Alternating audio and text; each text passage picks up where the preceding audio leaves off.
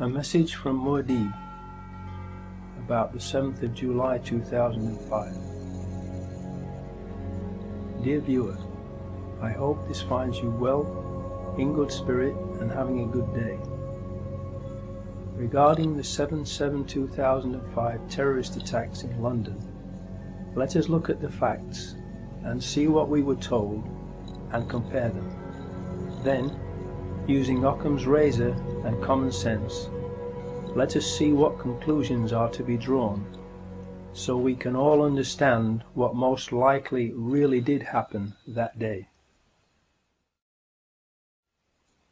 First chapter, title: Mock Exercises and Bomb Hoaxes in the Run-Up to 7/7/2005. More than a year before the 7/7/2005 attacks, on the 16th of May 2004, an edition of the BBC One Panorama programme broadcasted a mock exercise imagining what would happen if a terrorist attack was executed in London in the near future, consisting of 3 explosions on tube trains in the London Underground and 1 explosion on a road vehicle. The following excerpt from the BBC programme gives us a good idea of why this programme was made. If there are now bombs going off above ground, in this case a lorry being attacked, it could happen anywhere. So the potential for mass panic across not just the capital but the whole country is very much with us. I think therefore we need to look at more serious measures. We do have reserve powers in effect to take over the BBC if we were to wish to, and to get them to broadcast whatever we wanted them to broadcast. Those powers are there in the Broadcasting Act. My advice to the Prime Minister would be not to use those, but I think we should be talking to the broadcasters about having the Prime Minister on the air very quickly. You wouldn't disagree with that, Michael, at all? No, I entirely agree that the Prime Minister should be out there, and we shouldn't be using the powers to bring in the BBC, but we should certainly be talking to the broadcasters about the way in which the coverage is going to be organised. Please note well that he said the coverage is going to be organised. In other words, he was saying that they would write the script for and then edit and control the media coverage of an event in which there were 3 explosions on London tube trains and 1 on a road vehicle, if such an event were to take place in the near future. The question that begs to be asked is this: was that what they were actually in the process of planning, and precisely the reason for that programme? This is the kind of terrorist attack the government repeatedly says is going to happen. We've been absolutely clear, we can't guarantee that there will never be an attack. It's quite likely that they're planning one now. I am wondering about the purpose and effect of this very programme. This BBC Panorama programme appears to have been used by those behind the 7/7/2005 attack as the means by which the media's response to the attack in the near future was studied, so it could be controlled and directed towards their own ends. Mr. Price plays the bad cop and issues the threat of taking over control of the BBC, and then Mr. Portillo plays the good cop and says that there is no need to do that as long as the BBC behaves itself and broadcasts whatever they want them to. The good cop, bad cop scenario is just theatre, to deceive the viewer. The reality is that the BBC is a government propaganda machine and is already, and always has been, controlled and used by the government. The headlines at 9 o'clock. In the past hour, there have been 3 major explosions on the London Underground. The first occurred at 8:10 on the Piccadilly line between Knightsbridge and Hyde Park Corner. The second at 8:16 on the Central line between Tottenham Court Road and Oxford Circus. And the third at 8:27 as a train was arriving at Vauxhall Station from Stockwell on the Victoria line. Emergency services have been called to all three scenes. There are no reports available yet on the number of casualties, and the police have said that it's too early to identify a possible cause. London Underground is now closed, and the police are asking people not to travel. 350,000 people alone are making their way towards the City of London at this point. And if the access overload system has been triggered and they can't get onto their mobile telephones, this will have profound implications for them, the next of kin. We can now confirm that a tanker carrying chlorine has exploded at the junction of Shoreditch High Street and Commercial Street. Chlorine is extremely toxic in this form, and the police are issuing express warnings to people to stay indoors, close windows and remain there until the all clear is given.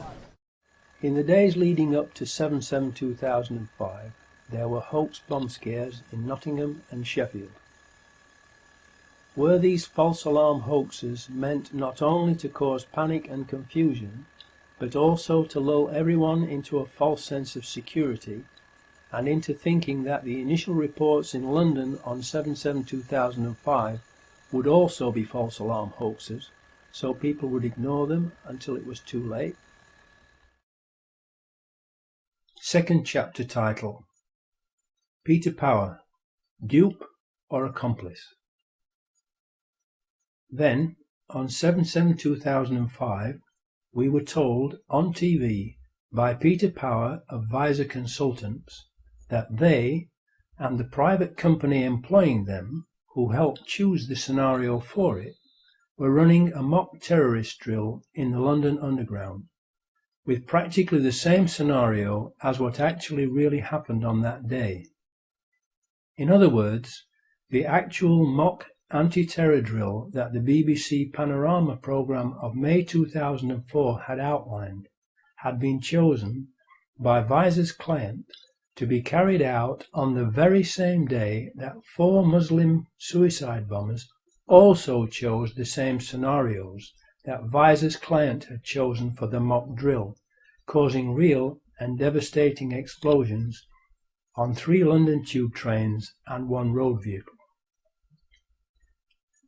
Please think about that unbelievable set of coincidences for a few seconds, to let the implications of it sink in. Then, please ask yourself, what are the odds against all of that happening by chance? Just to get this right, you were actually working today on an exercise that envisioned virtually this scenario. Almost precisely. I was up until 2 o'clock this morning because it's our job, my own company, Visor Consultants. We specialise in helping people to get their crisis management response. How do you jump from slow time thinking to quick time doing? And we chose a scenario with their assistance which is based on a terrorist attack because they're very close to a property occupied by Jewish businessmen. They're in the city, and there are more American banks in the city than there are in the whole of New York. A logical thing to do. And I've still got the... I was going to say, how extraordinary today must feel for you as it unfolds. In his TV video clip, Peter Power states that their customer helped to choose the exact scenario. I repeat, Visor's customer helped to choose the exact scenario. To this day, Peter Power refuses to publicly identify the customer who chose the exact scenario. Why? Third chapter title: Foreign Security Firms. Can they be trusted? Verint Systems is the security firm that is responsible for the CCTV surveillance cameras in the London Underground rail network, and it is an Israeli company with approximately 1,000 employees. No CCTV footage of the 4 Muslims boarding the tube trains has been released by Verint, who claim that their cameras were not working. Why? Because the 4 Muslims were not on the tube trains that blew up. Fourth chapter title: The 4 Muslims, Actors or Patsies? We were also told that the training exercise involved 1,000 people and, of course, amongst those 1,000 people would have to be the 4 people who were recruited to play the parts of the mock terrorists. Therefore, as part of the exercise, they would have recruited 4 young Muslim men to carry 4 backpacks that were to contain mock explosive devices. Who were their Muslim recruits? These Muslim men would naturally buy return train tickets and not one-way tickets, because they would be going home after playing their parts in the training exercise. One of them, the oldest, who would be considered the ringleader of the group because of his age, would have been asked to make a suicide video prior to 7/7/2005, being told it would form part of the training mock terrorist exercise, in order to make the exercise, and possibly a film to be made of it, look as realistic as possible. He would obviously not have been told the details of the whole plan until later, probably when he and the others arrived at Luton on the 7th of July 2005, to make absolutely certain that the scenario of the drill which would take place that day could not be talked about by or to anyone. The second oldest would also be asked to make a similar video as a backup for just in case anything went wrong, and or the oldest pulled out of the drill before the 7th of July 2005. It should be noted that neither Mohammed Siddiqui Khan nor Shehzad Tanweer specify what their targets were in their videos. It is also interesting to note that no one has ever claimed responsibility for the 7/7/2005 bombings, except for a message on a fake Al-Qaeda website on the same day that was traced to Texas in the USA.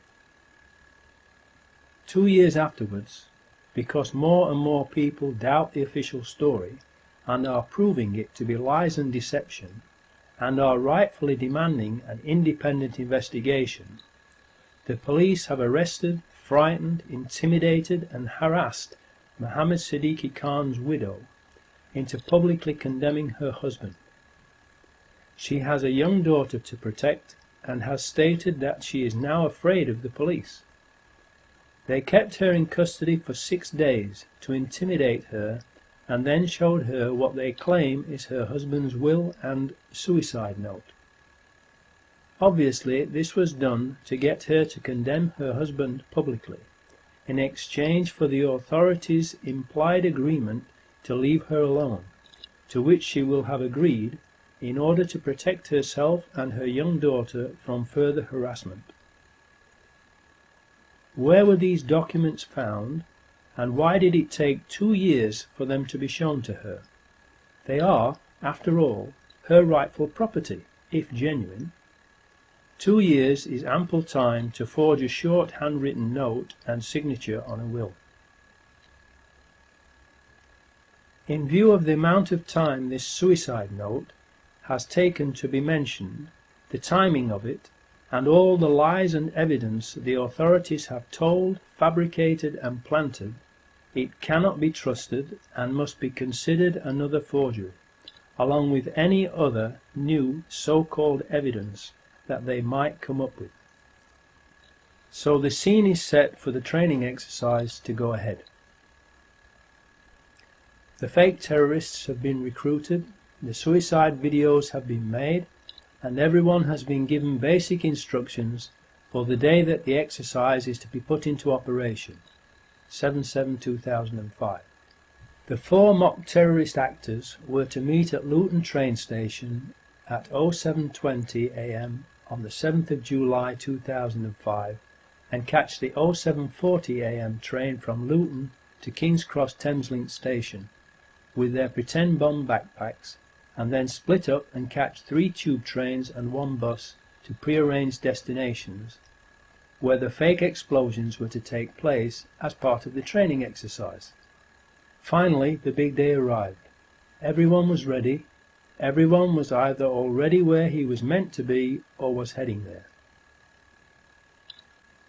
But first let us take a step backwards for a moment to look at the bigger picture. and put this mock terror exercise into context with what was happening in Britain at that time.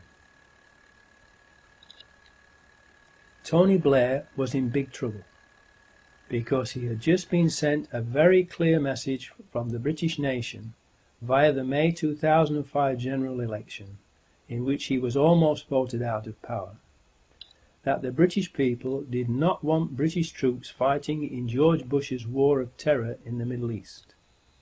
So, to be able to keep the British troops fighting in the Middle East, Tony Blair desperately needed something to happen to change the nation's mind.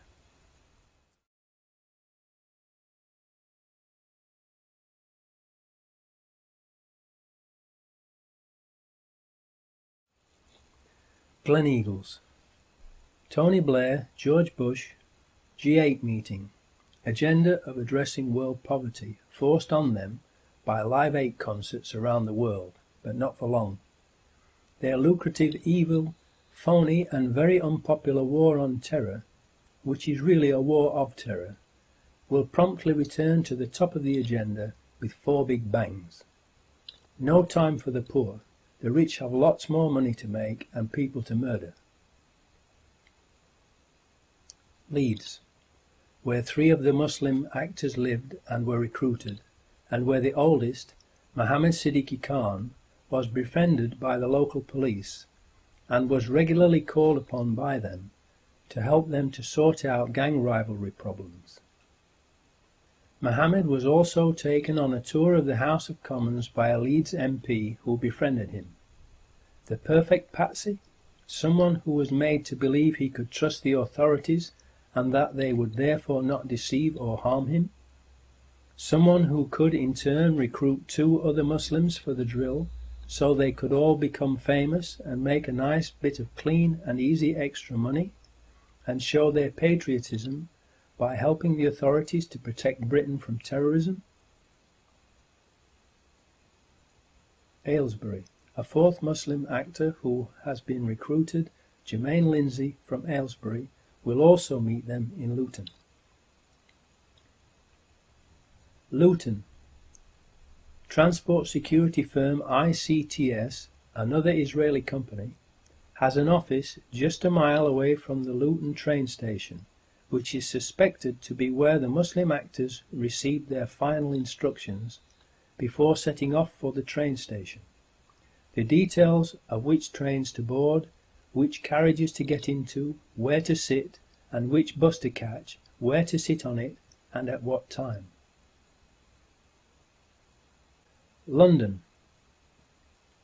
Commissioner of Police Ian Blair, Rudy Giuliani, Mayor of New York on 9/11, Benjamin Netanyahu, who said 9/11 was good for Israel, Peter Power, and all those taking part in the mock terrorism drill are present in central London, in or around London Underground locations where the explosions take place, and also Tavistock Square. The 4 men were supposed to arrive together on time at Luton Station and be caught on CCTV at 07:21:54 a.m. entering the station, but 3 of them are not on the same video frames as Hasib Hussein, so have to be inserted later using computer software, hence the obviously and very badly doctored official single frame time-stamped photo that we have been shown from the CCTV outside Luton Station. They can't show them moving because it has been faked. That's why they show only one single frame still photo. Why did the authorities have to fake this photo? They would have had to fake it because 3 of the actors missed the tube trains that they were supposed to catch and which blew up without them being on board. And so there was no video footage from Verint Systems of them boarding the 3 tube trains for the authorities to be able to use as false evidence to try to prove to the public that the Muslims were guilty. So they had to doctor and show us the fake photo instead. Remember what Michael Portillo said on the May 2004 BBC Panorama programme. The coverage is going to be organised. So far, they are apparently running according to the training exercise plan and on schedule. Fifth chapter title, The Ghost Trains. Unfortunately for the people who have organised the event, the train that the 4 Muslim actors are supposed to catch, the 0740 AM train to King's Cross Thameslink, has been cancelled, and the next one too, so they cannot possibly make it in time to catch the tube trains that they were supposed to catch as part of the training exercise. The best laid plans of mice and men often go awry, as the hand of God interferes. In spite of official confirmation that the 0740 AM train was cancelled and the next one too, the Home Office report still contains the lie that the non-existent 0740 AM train was the one that the 4 Muslims caught. The authorities have to keep lying about it in order to continue to try to make the public believe that 3 of the 4 Muslim men who boarded a train from Luton to King's Cross arrived in time to catch the 3 tube trains that blew up. In doing so, the authorities make it perfectly clear that the truth of what happened that day is of no importance to them. It is obvious from their actions that the only thing that is important to the authorities is to make us believe what they had already planned to make us believe, even when the facts prove it to be a lie. The first available train the Muslim actors can catch gets them to King's Cross after the tube trains have already left without them. Hasib Hussain splits off from the other 3 at King's Cross Thameslink station, because he still has time to catch the number 30 bus as his part in the mock terror exercise. When the tube trains they were supposed to catch are blown up, the other 3 smell a rat and realise they have been duped and are Muslim patsies who will be blamed for the attacks, and everyone knows what happened to Lee Harvey Oswald. The Muslims are not from London. Their homes are many miles away, and so they are like fish out of water, and have no idea what to do or where to go and hide. They realise that they can't go home, and do not know anyone in London whom they can trust. The phones are all not working, first of all because they were jammed and then shut down by the authorities. So they cannot phone anyone to tell them what has happened. What can they do to prevent themselves from being wrongly blamed for the explosions? What would you do in that situation? On one of the early TV news broadcasts that day, a newsreader announced that a report has come in that 3 of the terrorists involved in the bombings had been shot and killed by the anti-terrorist branch of the police at Canary Wharf in the Docklands area of London's East End.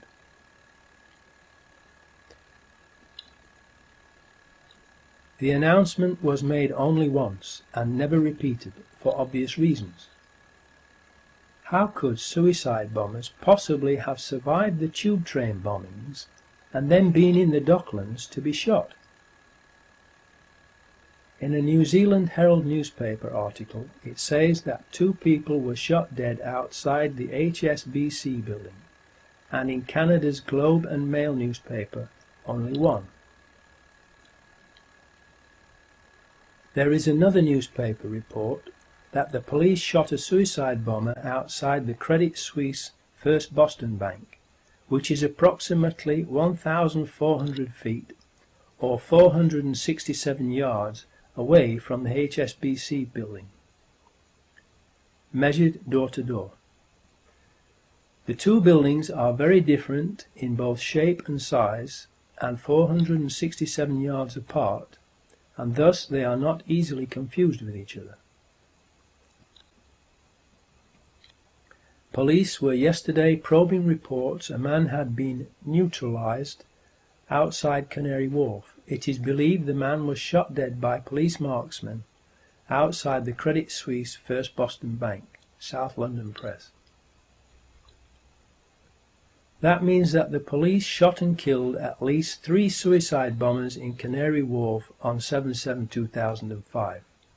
How could suicide bombers, who were supposed to have blown themselves up on the 3 tube trains, have survived and been shot dead at Canary Wharf?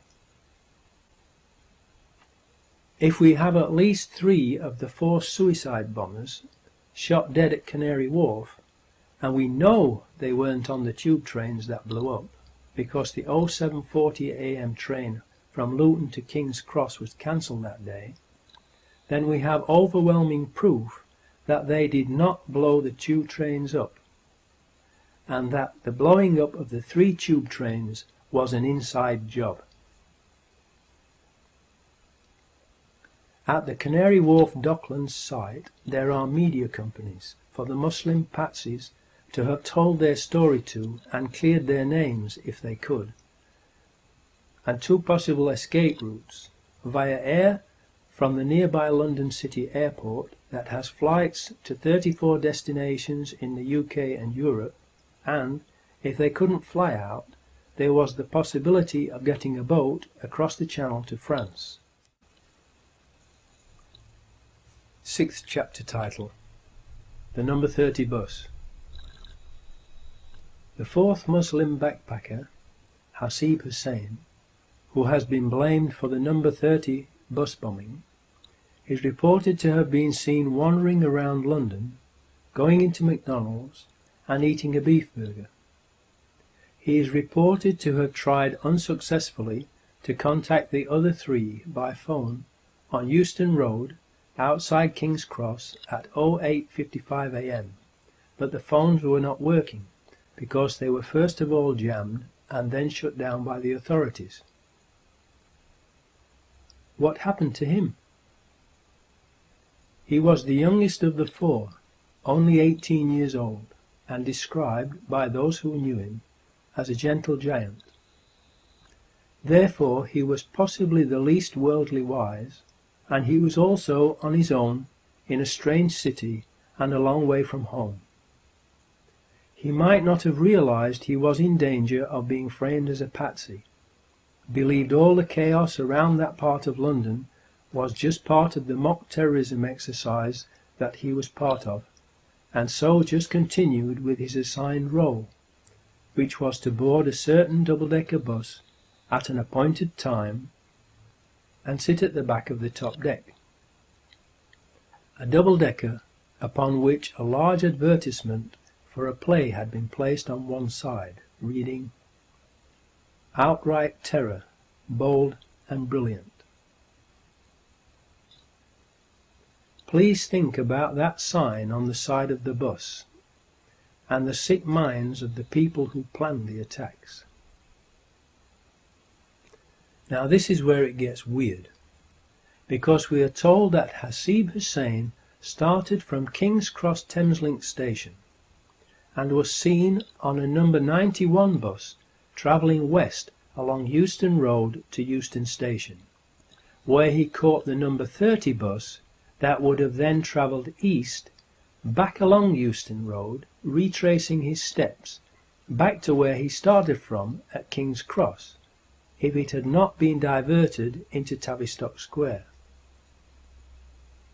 Why would someone carrying a large, heavy backpack do that, unless he was following a script, written by someone who knew in advance that that particular number 30 bus, registration LX03BUF, would be diverted into Tavistock Square, and that Hasib Hussain would therefore not be able to get on it at King's Cross Thameslink, which is where he had arrived at on the train from Luton? Only someone who is a stranger to London would do that without asking why, because it is a totally illogical thing to do for someone who knows London and knows that the number 30 bus goes past King's Cross Thameslink station, so that they could have caught it there instead. It would have been a complete waste of time, energy, money, and an unnecessary risk to take, and thus a totally illogical thing for a real terrorist to do. It now gets unbelievably weird, because the number 91 bus that Hasib Hussain is reported to have taken from King's Cross along Euston Road to Euston Station to board the number 30 bus, registration LX03BUF, that got diverted into Tavistock Square, actually goes to Tavistock Square. So, if he wanted to get to Tavistock Square, he could just have stayed on the number 91 bus and been sure of getting directly to Tavistock Square. The number 91 bus route goes from King's Cross to Tavistock Square.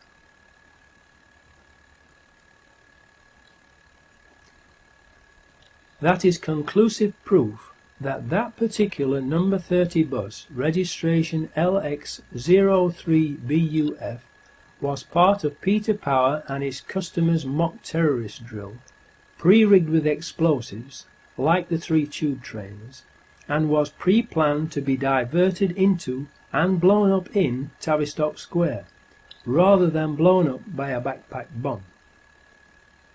Whoever planned this obviously planned to kill Hasib Hussain with that bus explosion, so he could not tell anyone what had happened, just as they had planned to kill the other 3 Muslim actors with the explosions on the 3 tube trains.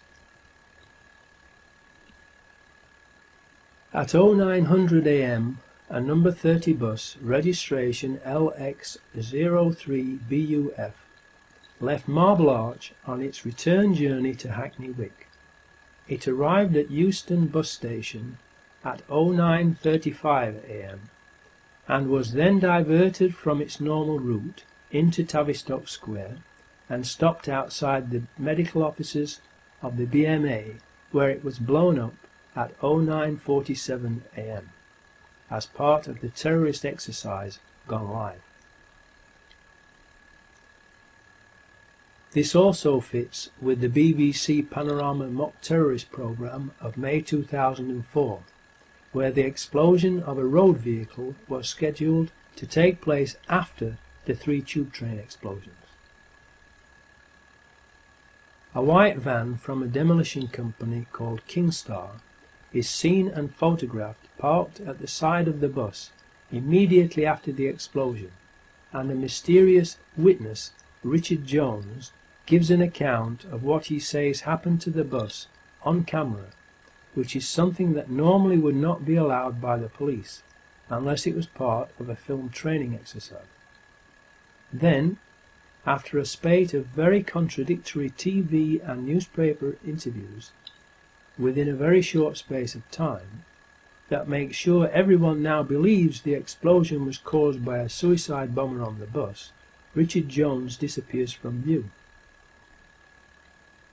However, and of particular interest, some newspapers, including the UK's Sunday Mail on the 10th of July 2005, reported that Richard Jones served an apprenticeship at an explosives factory in Ayrshire. Richard Jones' statements about the suicide bomber are very suspicious for 2 reasons. First, because they are so inconsistent and contradictory that they are not believable. And second, because criminals usually accuse someone else to divert attention away from themselves. Is that what Richard Jones did? He says that he and 11 other people got off the bus just before it exploded. Were the 12 of them a team, with the other 11 there to cover up what Richard Jones was doing as he planted a bomb? Another strange statement he made to the Sun newspaper, reported in the 8th of July 2005 edition, is that he got off the bus because he had reached his destination. How could he possibly have reached his destination on a bus that had been diverted from its normal route unless he was part of the mock terrorism exercise team and got off the bus as planned in Tavistock Square after planting a bomb just before it was detonated. Does he work for Kingstar? Kingstar, whose white van was parked next to the bus, is a company that specialises in controlled demolitions, and Richard Jones said he served an apprenticeship at an explosives factory in Ayrshire. Was the Kingstar van there as part of Peter Power and his customers' training mock terrorism drill to supervise the mock explosion that became real?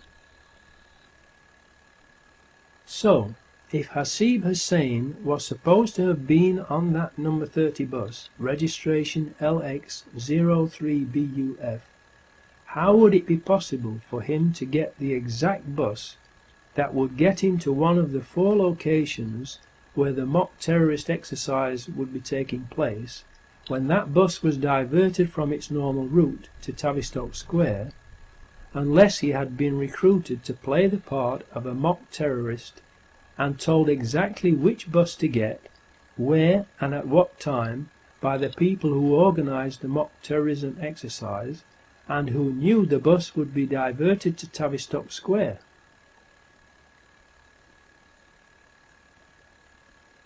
The odds against that happening by coincidence are unbelievable, and thus it is not possible that it was a coincidence. Another unbelievable coincidence is that all of the CCTV cameras at all 4 of the blast sites were not working that day. The 4 CCTV cameras on the number 30 bus were, just like the Israeli Verint Systems ones on the underground, not working, and there are no reliable witnesses who can place Hasib Hussain on the number 30 bus. Richard Jones is an unreliable witness whose physical descriptions of the man he says was the suicide bomber does not fit with Hasib Hussain's appearance or what he was wearing that day. So there is no proof that Hasib Hussain was either on that bus or blew it up. Even so, he has been tried and wrongfully found guilty of blowing up the number 30 bus by the government-organised and controlled media machine, without a shred of real evidence. They claim to have found Hasib Hussain's ID in Tavistock Square. However, they also claim that ID from another of the 4, Mohammed Siddiqui Khan, was found in at least 2, some reports say 3, separate blast locations. He cannot possibly have been in 2 or all 3 locations at the same time, proving that these items were planted after the blasts. How could their IDs have survived suicide bomb blasts? Millions of people are aware of the magic fireproof Mohammed Atta passport that was planted at the World Trade Center on 9/11. In light of these incidents, if ID from Hasib Hussain was found at Tavistock Square, it does not necessarily mean that he was on the bus and not somewhere else.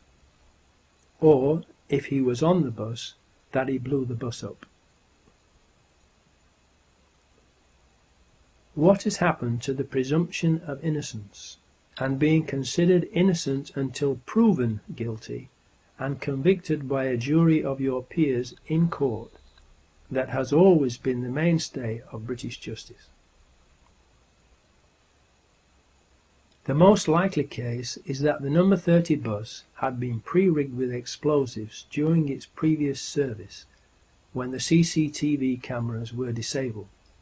The CCTV systems on stagecoach buses are normally either the Israeli company Verint Systems RP12001 or Timespace X200. A witness, Richmal Marie Oates Whitehead, aged 35, who worked at the BMA in Tavistock Square and was hailed as a heroine for her actions during the London bombings, said she heard 2 explosions on the bus. The controlled media immediately went on the offensive and did a character assassination of the heroine, because her testimony did not fit with the official story, and she died unexpectedly shortly afterwards. However, other witnesses also reported a second explosion on the bus. Richmal's and other witnesses' testimonies would account for pre-planted explosives and a bomb being planted later on 7/7/2005. What we can be certain about, though, is that, either on the bus or elsewhere, Hasib Hussain, like the other 3 Muslim patsies, was murdered. 7th chapter title, Pre-planted explosives. Witnesses of the tube train explosions state that there were no Muslims with backpacks and no backpacks or bags left unattended on the trains in the carriages that blew up, and the floors of the trains blew upwards from underneath, not downwards, as would be the case with explosives inside the trains. Explosives under the train floors, powerful enough to rupture the carriage floors and bend them upwards, would also lift the carriages up off the rails and derail them, as did happen. Those explosives were not homemade, but military-grade high explosives that would not be available to Muslim suicide bombers.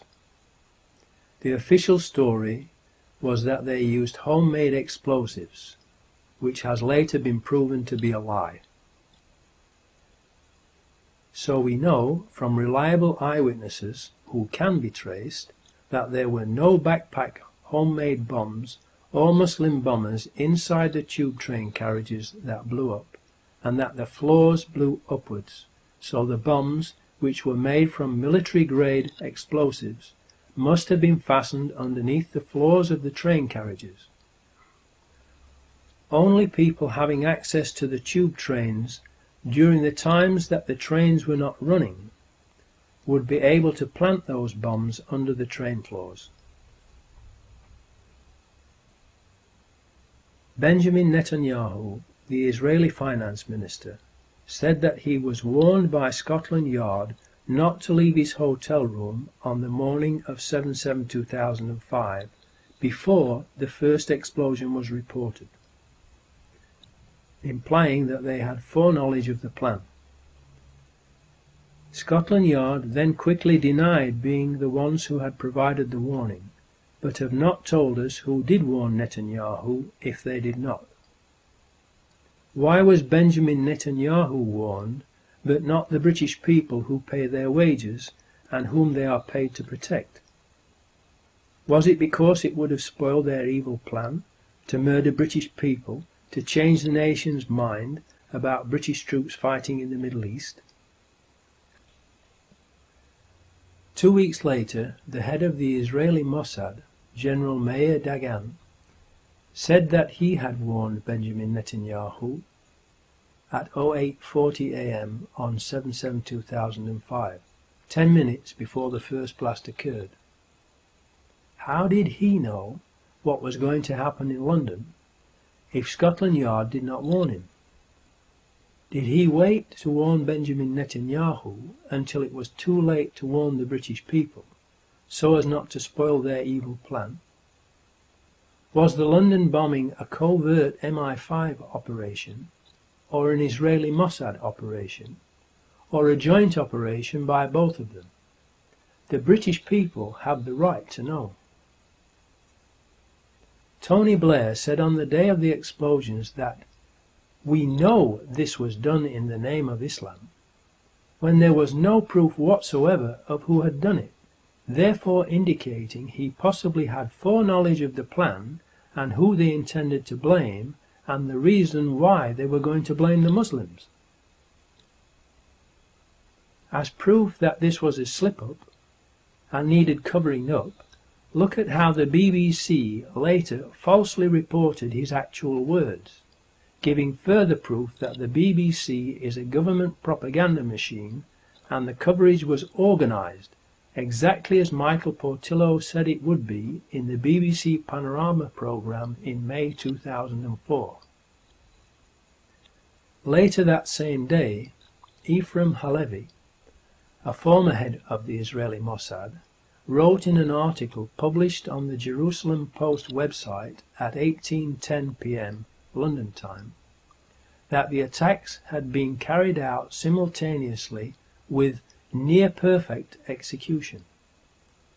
How did he know they had only been near-perfect?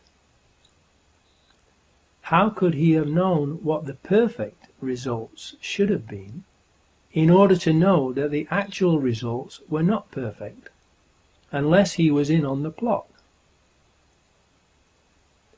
How many more people had they intended to murder in order for it to be considered perfect execution? How did he know, at least 2 days before the London authorities released the information on the 9th of July, that the bombs were detonated simultaneously, unless he was in on the plot? As proof that this too was a slip-up, the Jerusalem Post article in question was completely removed from their website after people began to ask similar questions. The following day, Police Commissioner Ian Blair also made a slip-up on camera and said that there were 4 miserable bombers, and then very quickly corrected himself, showing that he too possibly had foreknowledge of the plan to use 4 Muslims as patsies. If London could survive the Blitz, it can survive 4 miserable bombers like this. I'm not saying there are 4 bombers, 4 miserable events like this. We are told that the first reports were of an electrical power surge that occurred, and then later we were told that there were bombs that exploded on the tube trains and that it was an Al-Qaeda terrorist attack, with Muslim suicide bombers carrying backpack homemade explosive devices onto the tube trains. A couple of weeks later, a Brazilian contract electrician is brutally and publicly murdered on a tube train, and again we are told lies by the police and media about him. He was a contract electrician. For whom had he been working, and what had he been working on in the days leading up to the 7th of July 2005? Remember that the first reports from the media about 7/7/2005 were of an electrical power surge, and John Charles de Menezes was a contract electrician. Was he hired as part of the terrorist exercise's 1,000 people to wire up devices for mock explosions to be set off by a power surge? Did he see the explosive devices being fastened under the tube train carriage floors and later realize what had really happened and was starting to talk about it? Did they, the hierarchy enslaving him, publicly execute him to shut him up and as a warning to others to keep their mouths shut? We have been unable to find out where he worked. We know about his cousins who live in London and his family coming over from Brazil, but we do not know where he worked. Why? Who is the person calling himself Richard Jones and claiming to have been next to the suicide bomber on the bus and a witness to the bus bombing? And why did he tell so many lies? Why did Peter Power smirk, grin and giggle when he spoke about the coincidence that the exercise had turned out to be real when lots of people had been killed and injured? What is funny about that? The probability of the 7/7/2005 drill and attack coinciding without being planned to coincide in a 10-year period is 1 chance in 3,715,592,613,265